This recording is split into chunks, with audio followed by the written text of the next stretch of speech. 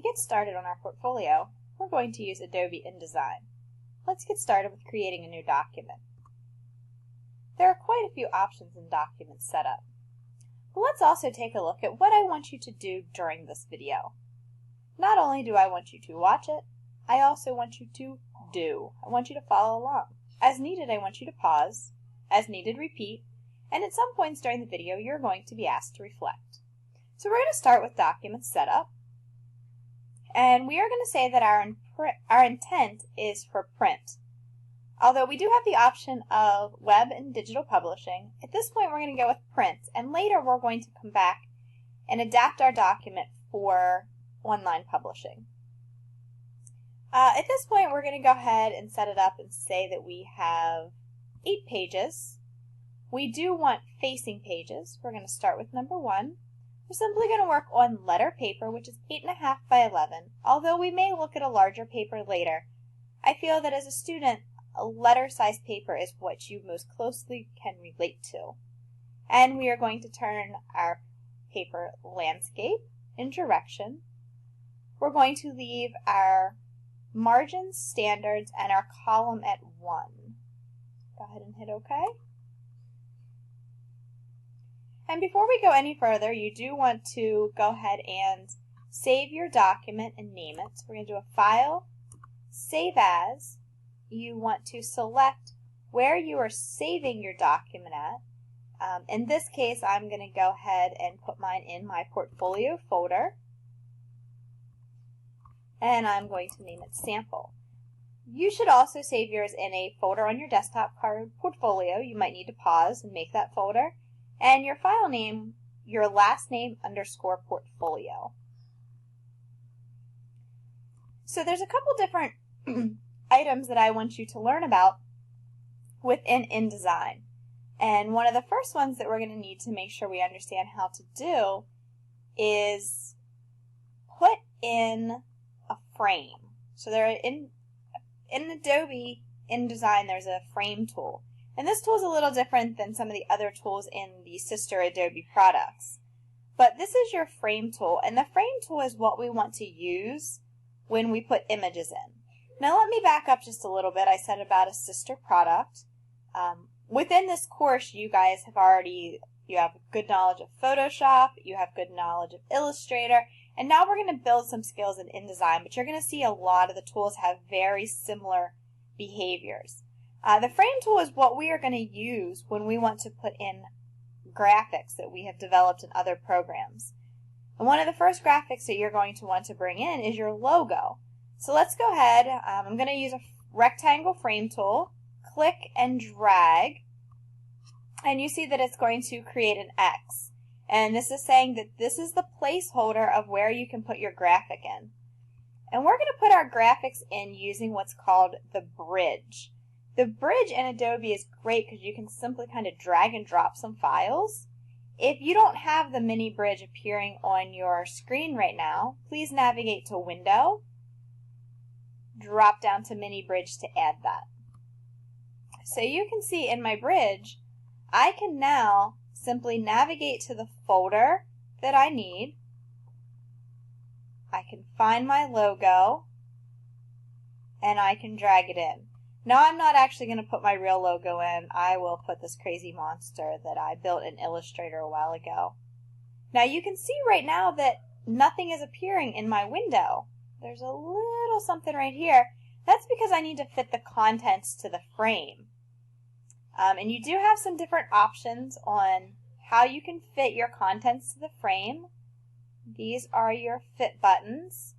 I'm going to go ahead and I'm going to say to fit my contents proportionally. And you can see that this is what my character looks like. What I'd like you to do right now is I'd like you to take some time, I'd like you to pause, and I would like you to make sure you have your Illustrator file, your InDesign file saved. I want you to utilize putting in a frame. I want you to open up the bridge. I want you to go ahead and drag your logo in.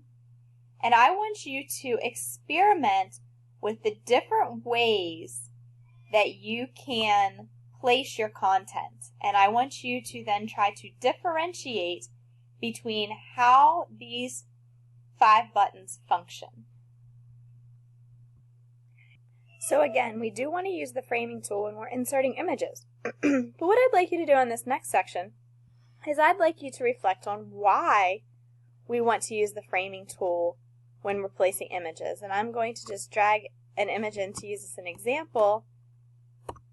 And I want you to see, just based on what I did and what you're going to do as you're experimenting, why you think we should use the frame tool when we're inserting images. And if the picture you see on your screen right now is not scary enough to remind you, Mrs. Martin says always use the frame tool, hopefully you will after working with this document some.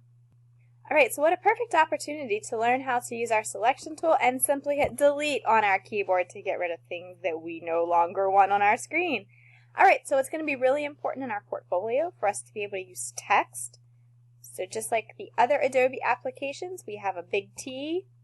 We are going to be able to click and drag, and we can just start typing away all we want to.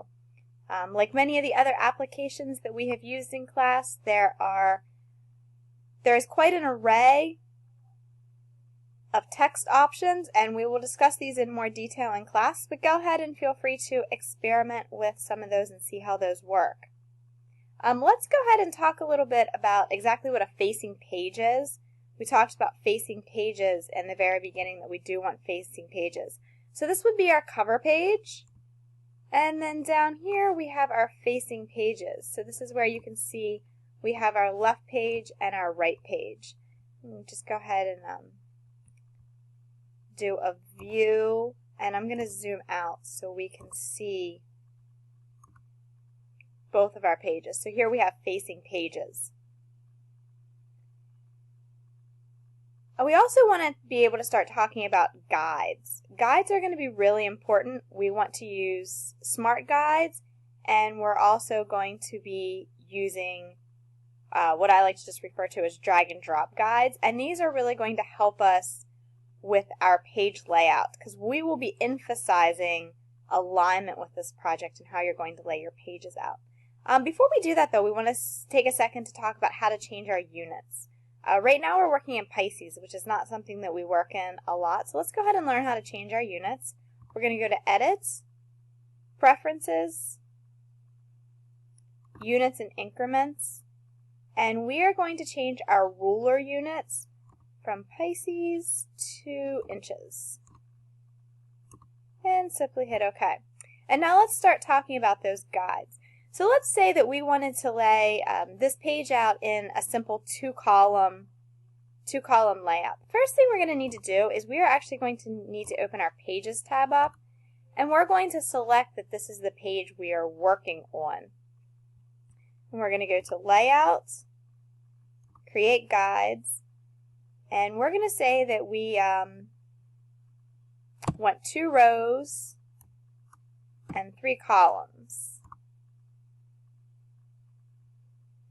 And you can see we have our layout, and this is our master layout. If we want to make sure it's applied just to the second page,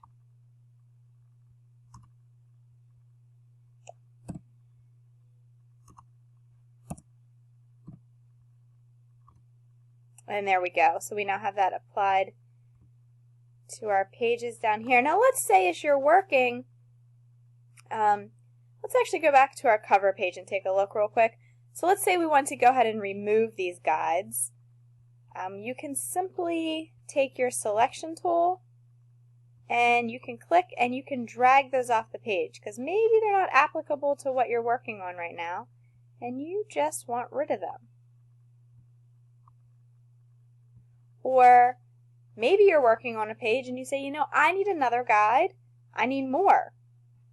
And I think these are real handy. Actually, let's go down to a new spread where we don't have any guides, and you say, you know, I really want to come in. Click and add, and this is going to add us a horizontal guide. And let's see, let's go ahead and place that at 6 inches, and then if we want a vertical guide at 2, click and drag, and maybe you say, you know, this is where I want to line an image up, and on the other page I'm going to have the opposite of what's going on. So go ahead and experiment using your smart guides and also adding click guides. These are great intro skills to help you start with your logo on your cover page and your tagline, and to start laying out your ideal page layout. Happy development!